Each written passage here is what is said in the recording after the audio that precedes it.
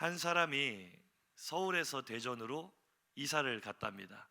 제 동생도 최근에 서울에서 대전으로 이제 사역지로 옮겨서 이사를 가게 됐는데, 제 동생 이야기는 아니고요, 어떤 사람의 이야기입니다. 이 사람이 이제 서울에서 대전으로 이사를 가기 위해 자기가 내려가서 청소할 시간이 안 되기 때문에 이사 청소 전문 업체에 연락을 해서 입주 청소를 부탁을 했어요. 그래서 한 아주머니를 소개를 받아서 그분과 연락을 하면서 이렇게 이사 입주 청소를 했는데, 이사는 당일날 보니까 너무나 청소가 잘 돼 있는 거예요. 마음이 흡족했습니다. 기쁜 마음으로 아주머니께 잔금을 치르기 위해서 전화를 걸었습니다.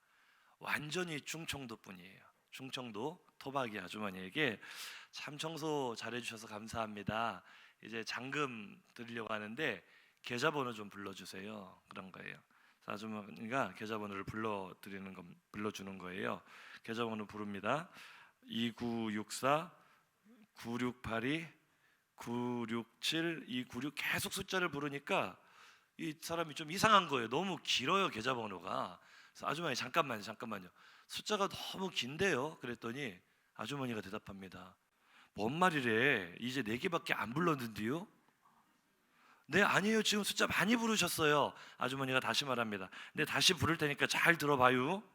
자, 296 496 829 729. 네, 오늘은 바로 이 구유 이야기를 좀 하려고 합니다. 이 구유는 아니고요. 한 번 더 인사하시겠습니다. 어젯밤 잘 주무셨습니까? 오늘날 많은 사람들이 침대에서 잠을 자죠. 집집마다 침대가 있는데 침대 사이즈가 굉장히 다양하더라고요. 어젯밤 내가 잠들었던 침대는 어떤 사이즈의 침대인지 한번 다음 그림을 보면서 찾아보겠습니다. 제일 작은 혼자 잘 수 있는 싱글 침대가 있고요. 그 다음 큰 사람이 자기에 넉넉한 슈퍼 싱글 침대가 있다고 합니다.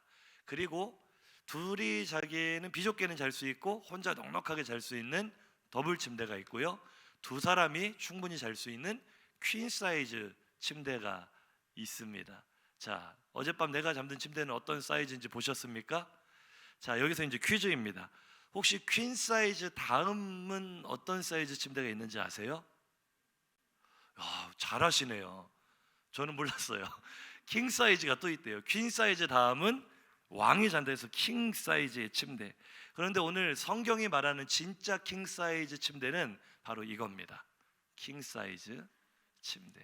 우리의 왕이신 예수님이 누우신 이 바로 구유입니다.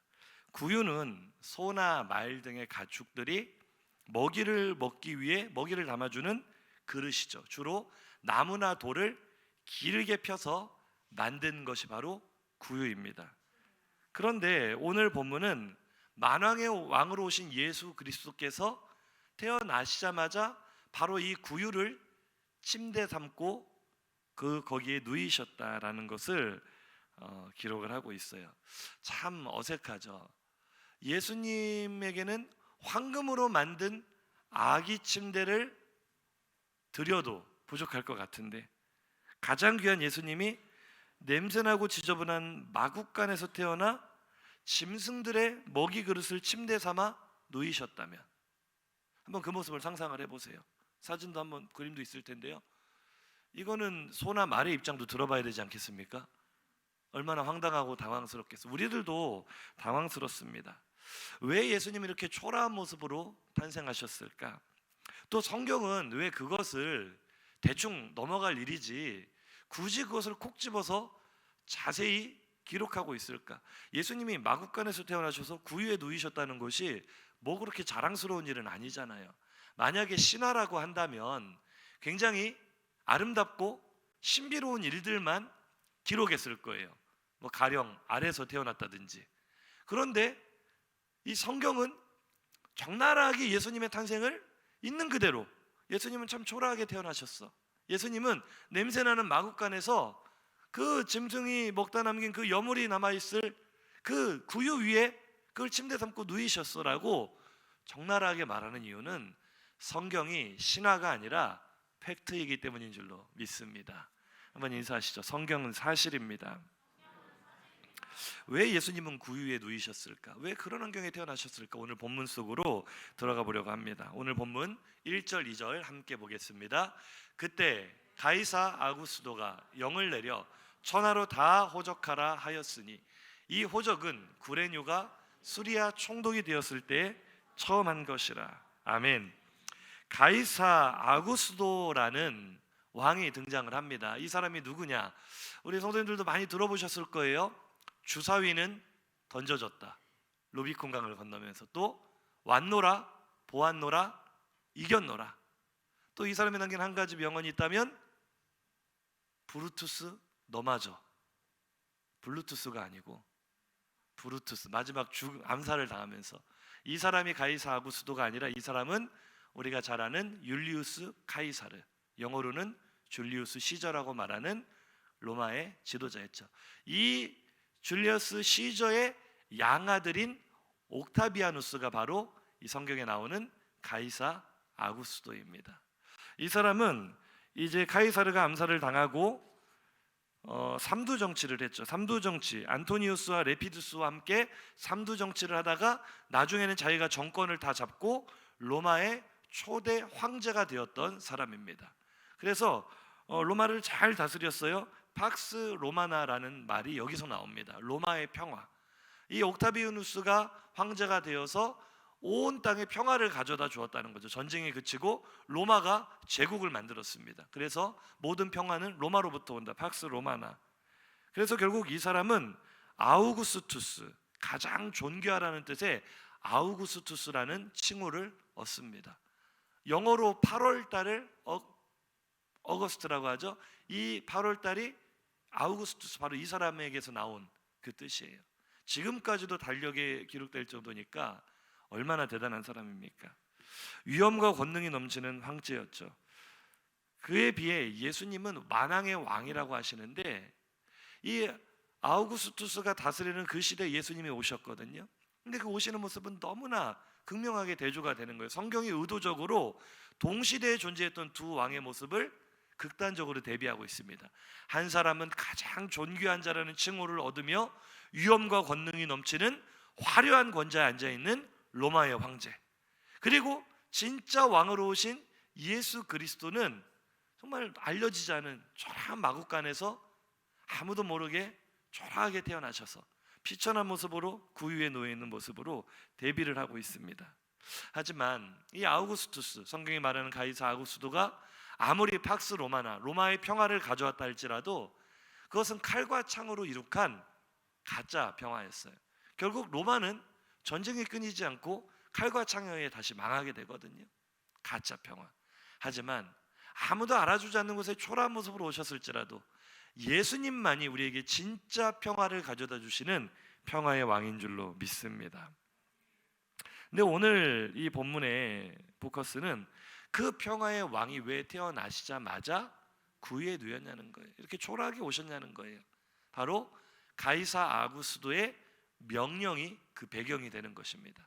가이사 아구스도가 이제 나라를 다 평정을 하고 정권을 잡은 다음에 사실은 로마 전체에 동시에 인구 조사를 명령한 건 아니고, 로마 제국이 워낙에 넓었기 때문에요, 각 지역마다 인구 조사를 명령을 했는데, 이 시기가 바로 이 유대가 포함된 이 팔레스타인 지역, 그 로마의 행정구역으로는 시리아 지역이거든요.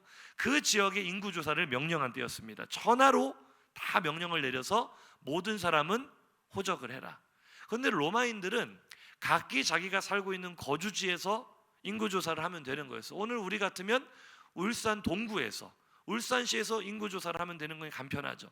그런데 유대인들은 특징이, 인구조사라 하면 유대인들은 그 자신의 살던 고향으로 돌아가서 그 지파별로, 지역별로, 고향별로 이 인구조사를 하는 특징을 가지고 있었어요. 그래서 모든 사람들이 다 이 고향으로 가서 인구조사를 하는 거죠.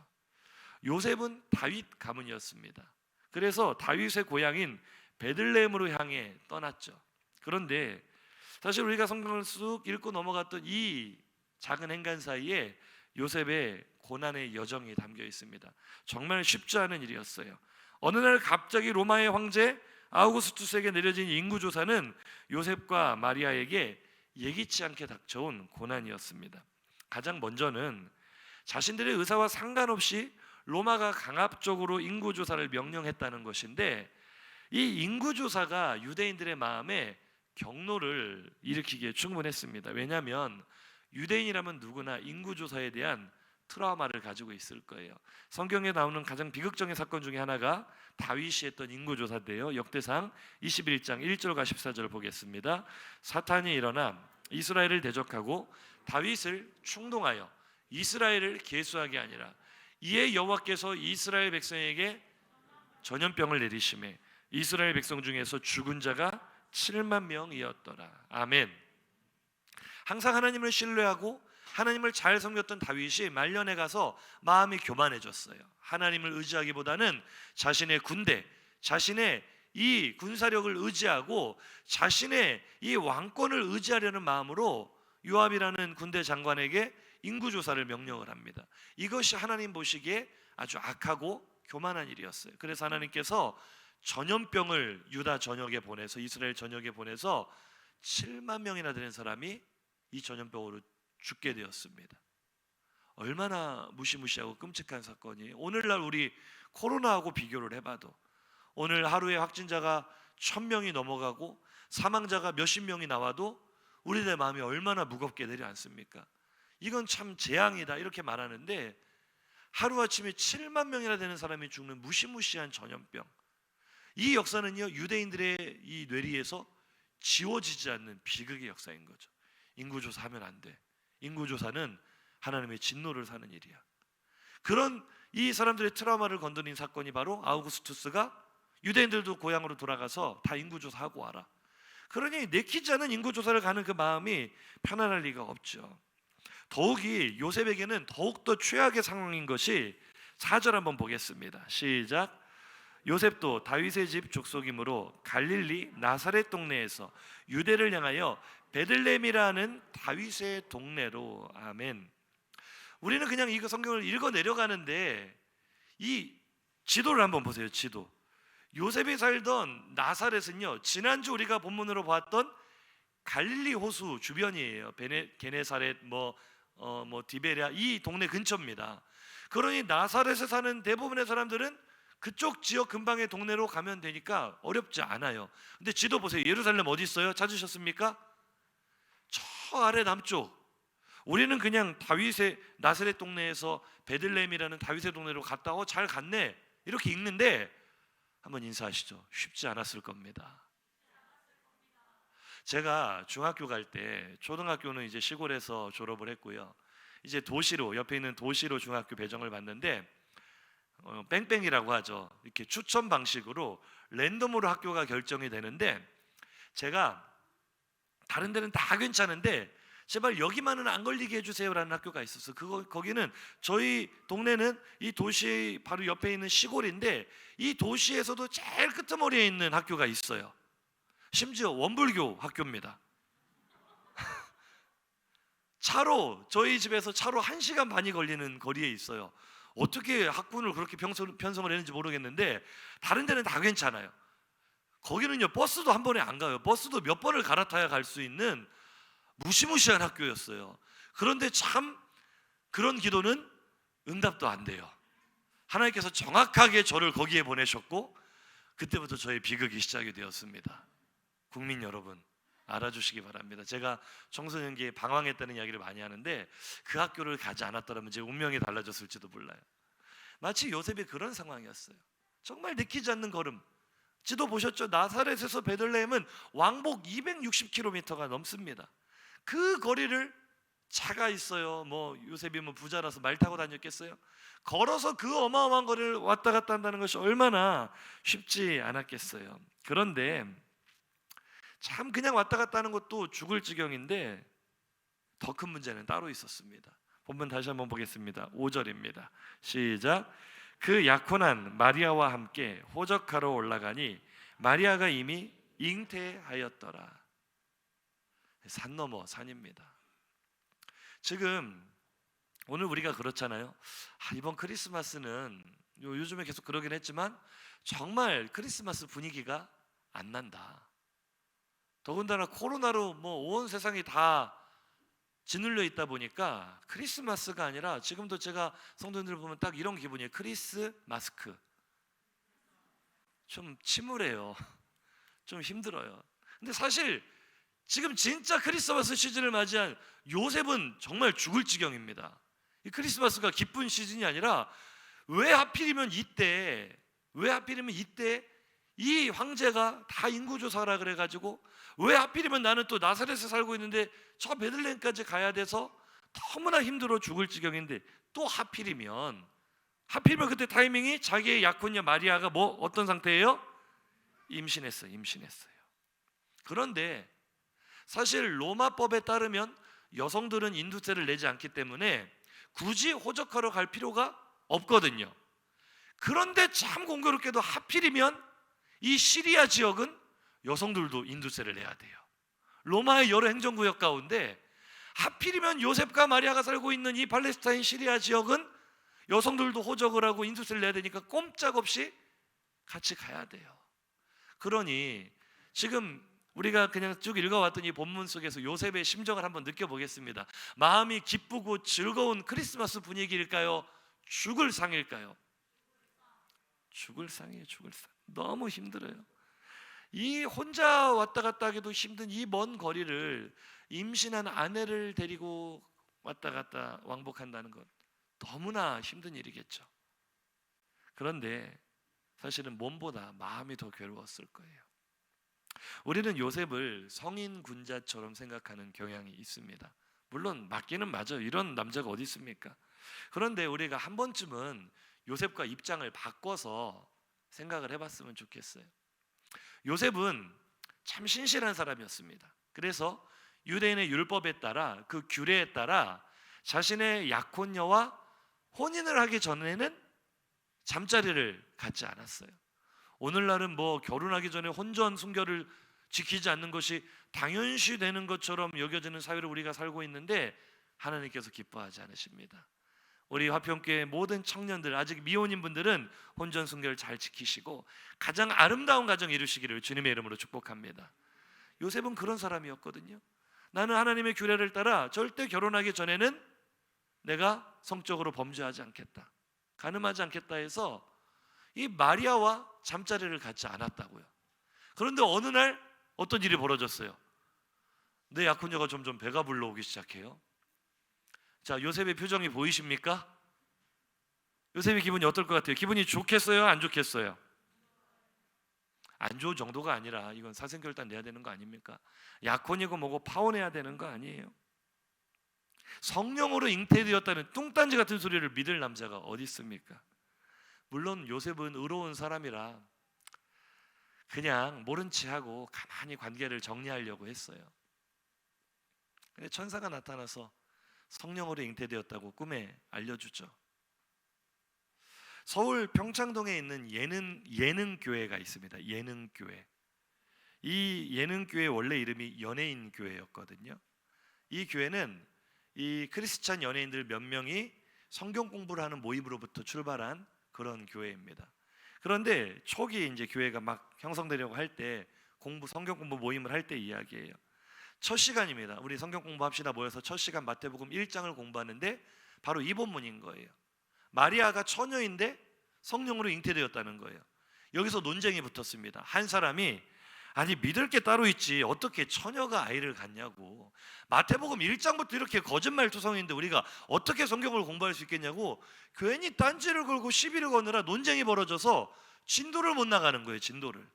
근데 그 자리에 누가 계셨냐면 지금은 소천하셨지만 그 원로 코미디언인 구봉서 장로님 아시는 분들 계실 거예요. 그분이 연예인교회 이제 초기 멤버인데요. 그분이 딱 한마디 말씀을 하자 이게 다 논쟁이 정리가 되고 무사히 진도를 나갈 수 있었답니다. 뭐라고 하셨을까요? 야, 지 서방이 괜찮다는데 왜 네가 난리야?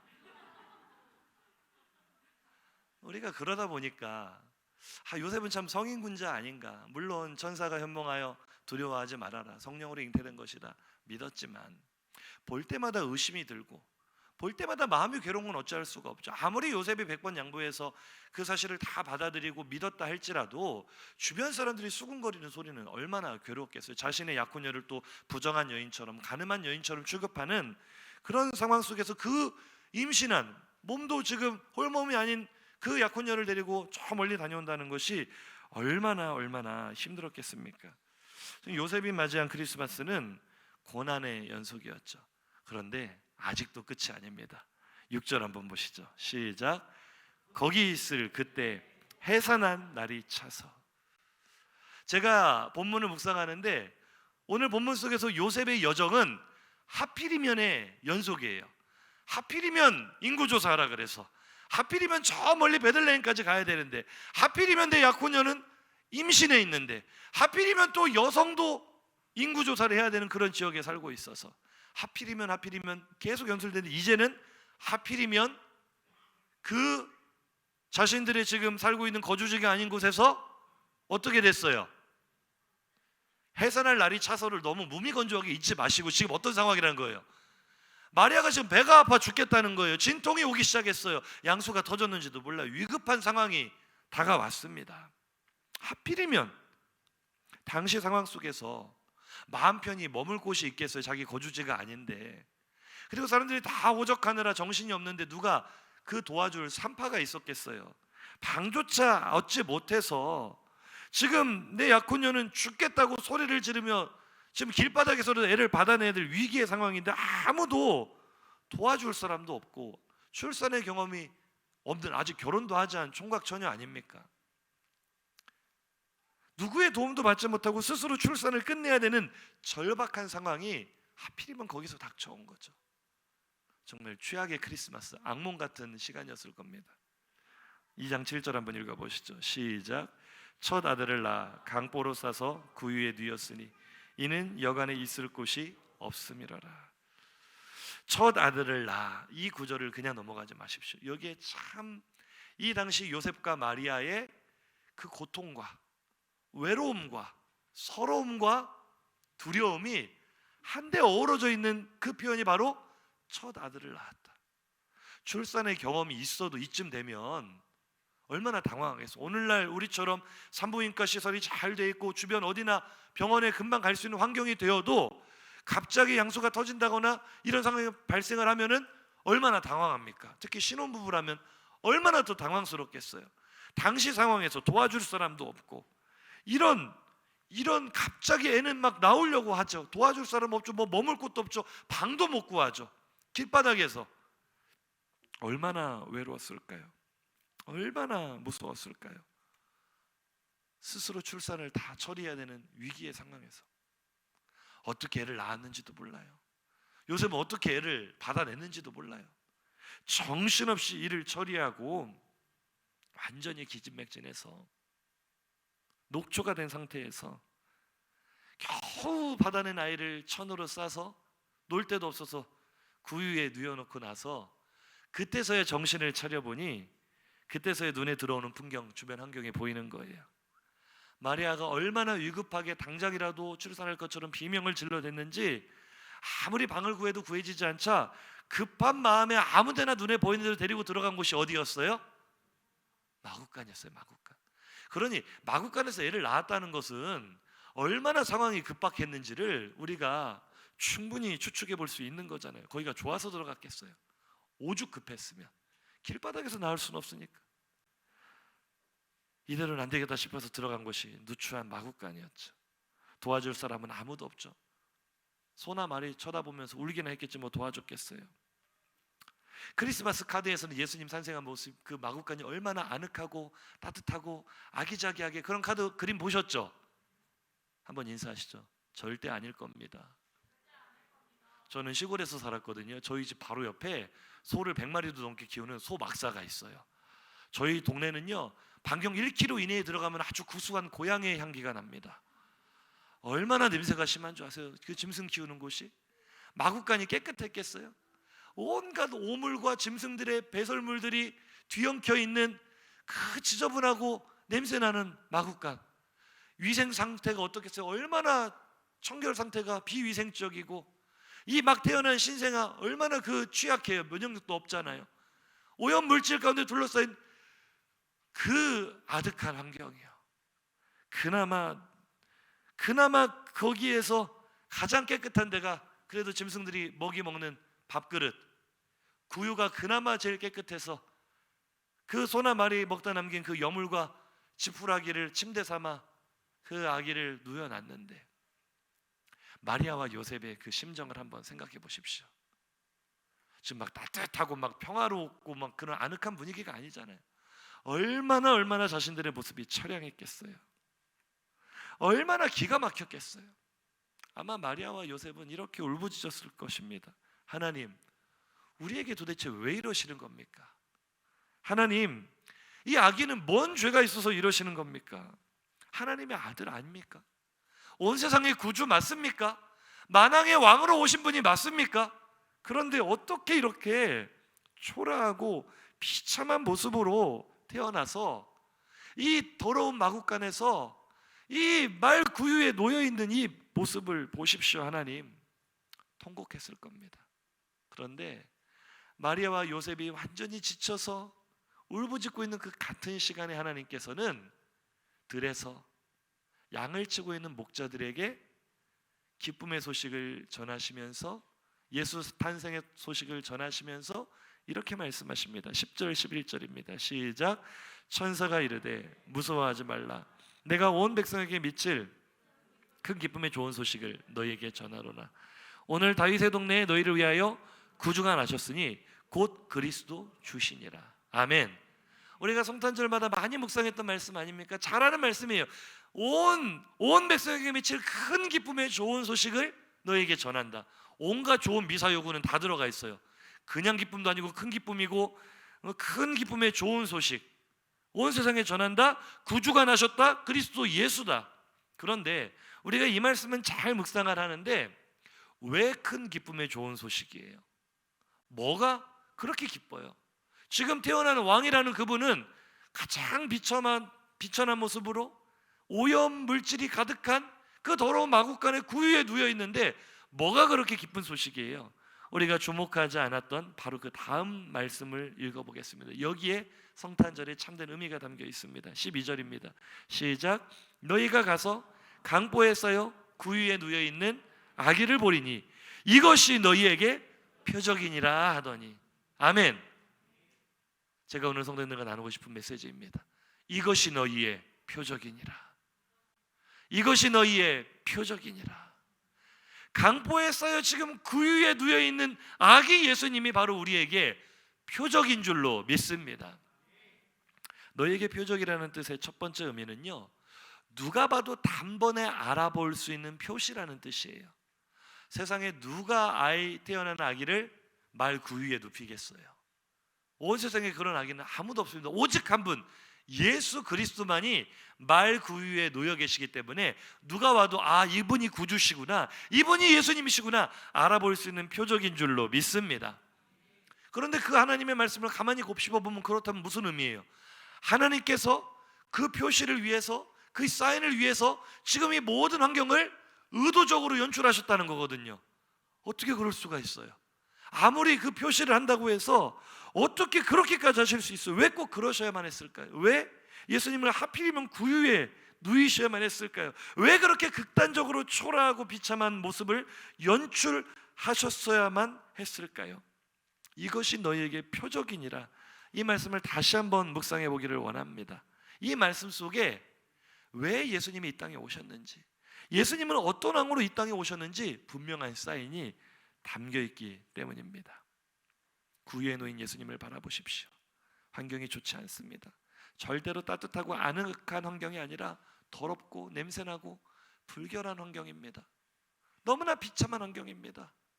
요셉과 마리아가 지금 막 출산을 마쳐서 몸을 가눌 수 없으니 그냥 거기에 널브러져 있는 것이지, 몸만 움직일 수 있으면 한시라도 빨리 빠져나가고 싶은 그런 최악의 환경입니다.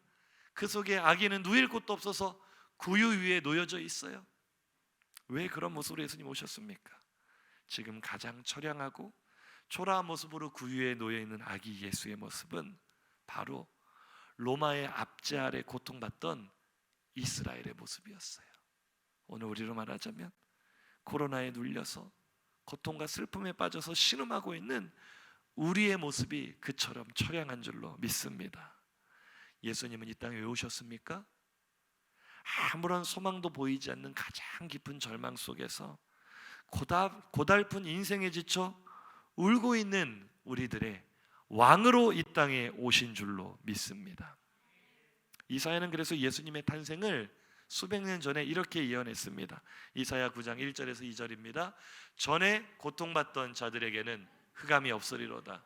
옛적에는 여호와께서 스불론 땅과 납달리 땅이 멸시를 받게 하셨더니 후에는 해변길과 요단 저쪽 이방의 갈릴리를 영화롭게 하셨느니라. 흑암에 행하던 백성이 큰 빛을 보고 사망의 그늘지는 땅에 거주하던 자에게 빛이 비치도다. 아멘.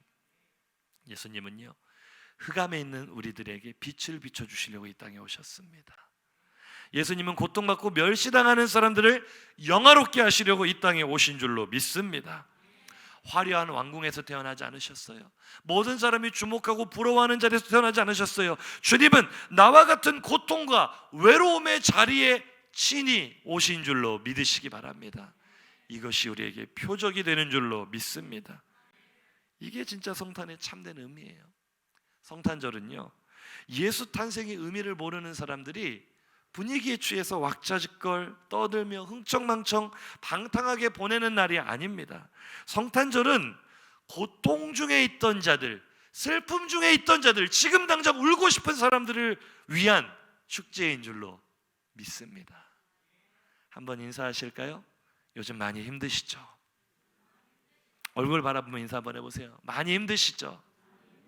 성탄절은 바로 당신을 위한 축제입니다.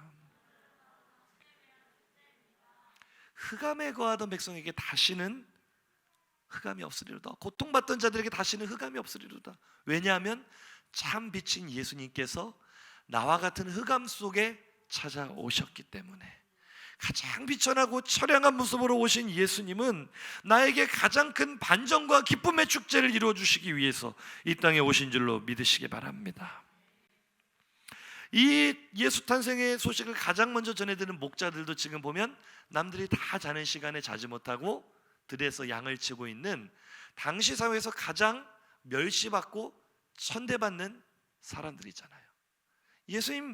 예수님의 탄생은 바로 그들을 중심으로, 하나님께서 지금 보여주시는 표적이 무엇입니까? 그렇게 아픔 많은 사람들, 슬픔 많은 사람들, 그들을 위한 왕으로 예수님이 오셨다라고 말씀하고 있는 거예요. 할렐루야. 오늘 우리 불렀던 찬송가 반주 좀 해주실래요? 3절 가사 좀 띄워주시고, 그 맑고 환한 밤중에. 제가 이 찬송가 3절 가사에 너무나 큰 은혜를 받았는데요, 오늘 성탄절 하나님께서 우리에게 주시고자 하는 말씀이 바로 이것입니다. 한 번 더 인사하실까요? 이번 성탄절은 바로 당신을 위한 축제입니다. 우리 가사를 정말 깊이 생각해 보면서 아까 그 PPT 화면 띄워주세요. 3절입니다. 3절. 우리가 그 맑고 환한 밤중에 아름다운 장면만 떠올렸다면 이제 3절 가사를 묵상하시면서 이 괴로움 많은 세상에 짐지고 가는 그 험산 출령 넘느라 온몸이 고난하나 이 죄악 세상 살 동안 새 소망 가지고 저 천사 기쁜 찬송을 들으며 쉬어라. 할렐루야. 이번 성탄절은 우리에게 이런 성탄절이 되기를 간절히 소망합니다. 울고 싶으십니까? 너무나 힘이 드십니까? 무너져 버린 삶의 자리에서 지금 요셉처럼 마리아처럼 스스로의 모습이 너무나 처량해서 너무나 초라해서 통곡하고 싶으십니까? 그래서 예수님이 구유에 오셨습니다. 내가 울고 있는 그 비참한 절망의 자리를 상징하는 것이 바로 구유입니다. 구유에 놓이신 예수님은 지금 고통 가운데 있는, 멸시당하고 있는 초라하고 처량한 나를 위해 이 땅에 오신 줄로 믿습니다. 이런 의미를 생각을 해본다면 이제 그동안 우리가 강조하지 않았던 부분들이, 우리가 눈여겨보지 않았던 성경의 본문들이 눈에 들어올 거예요. 우리가 평소에는 주목하지 않았던 부분에 강조점을 둬서 색깔을 잘 보시면서, 노란색을 잘 보시면서 누가복음 2장 10절에서 12절을 다시 한번 묵상해 봅니다. 시작. 천사가 이르되 무서워하지 말라. 보라, 내가 온 백성에게 미칠 큰 기쁨의 좋은 소식을 너희에게 전하노라. 오늘 다윗의 동네에 너희를 위하여 구주가 나셨으니 곧 그리스도 주시니라. 너희가 가서 강보에 쌓여 구유에 누워 있는 아기를 보리니 이것이 너희에게 표적이니라 하더니. 아멘. 성경은요, 지금 구유에 놓이신 예수님에게 포커스를 맞추는 것이 아니라 예수님이 오신 의미를 바로 우리에게로 환원시키고 있어요. 온 세상에, 온 백성에게 미칠 소식이다.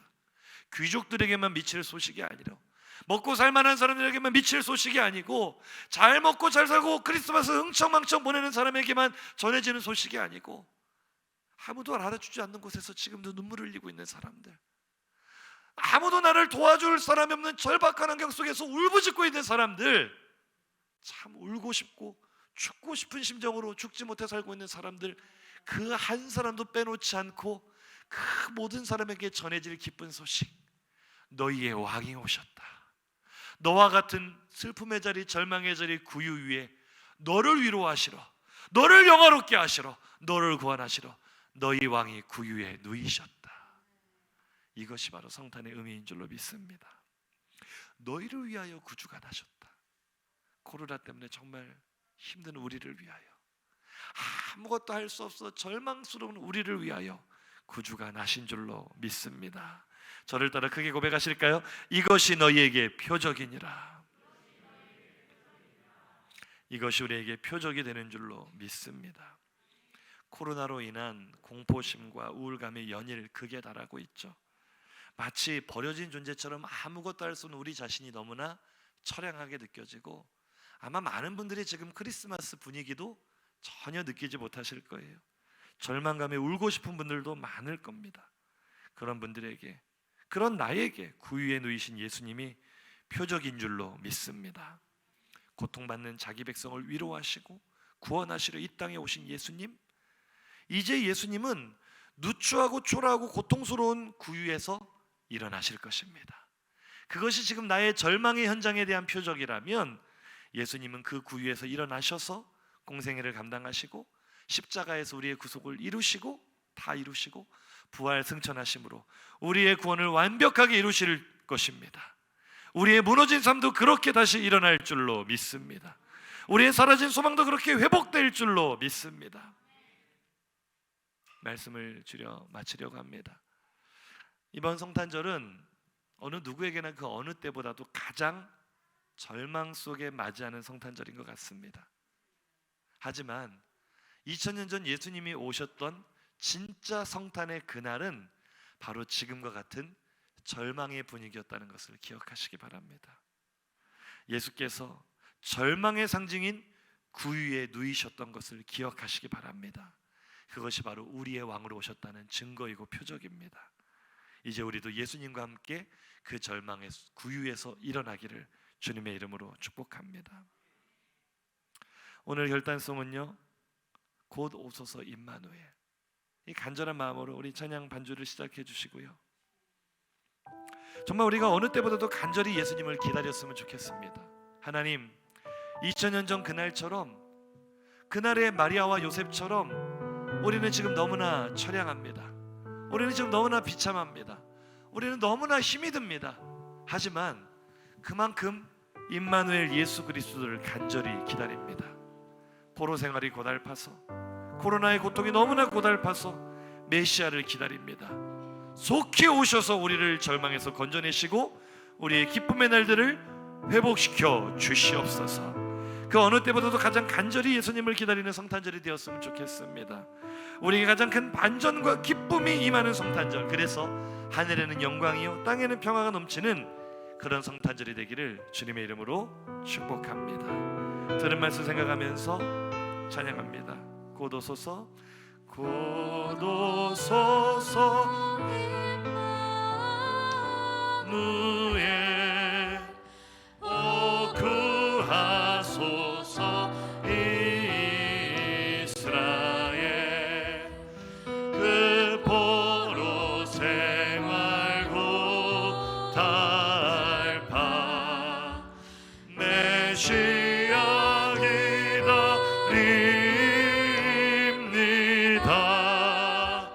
기뻐하라 이스라엘 고도시리오 임마. 예수님 기다리십니까? 간절함으로 찬양하겠습니다. 고도소서 지혜 주 온 만물 질서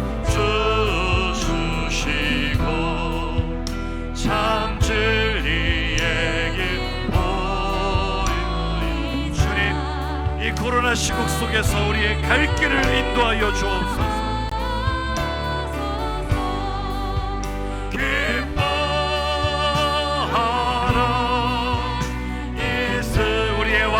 오셨습니다. 예수님이 그 위에 누이신 것이 바로 그 표적입니다.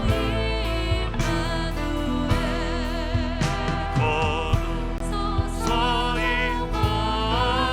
땅의 주 난 백성 하나 이루어 시기와 문제 없애고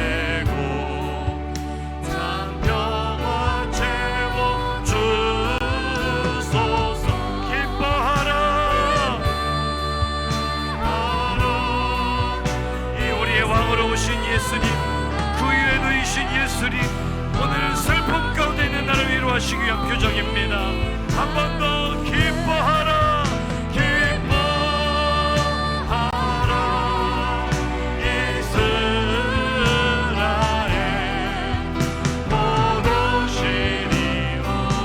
기뻐하라, 기뻐함으로 맞이합니다.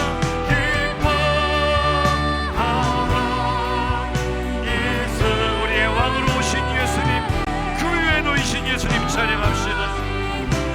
우리 마음을 다하여 만백성 찬양하여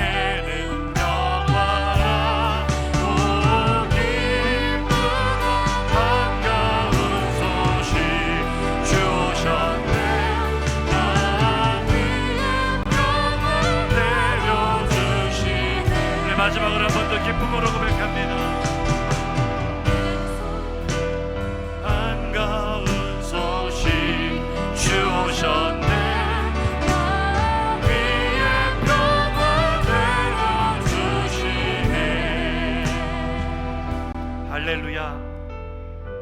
우리 조용히 눈을 감고 두 주먹을 불끈 쥐고 이 시간 결단의 기도로 나아가기를 원합니다. 사랑하는 성도님들, 오늘 구유에 누이신 예수 그리스도의 모습을 바라보시기 바랍니다. 그 모습이 바로 우리의 표적인 줄로 믿습니다. 예수님은 이 슬픔 많은 세상에, 이 괴로움 많은 세상에 울고 있는 나를 위로하시러, 나를 구원하시러 가장 비천한 모습으로 이 땅에 오신 우리의 왕인 줄로 믿습니다. 우리는 너무 화려함만을 쫓아가지 않았습니까?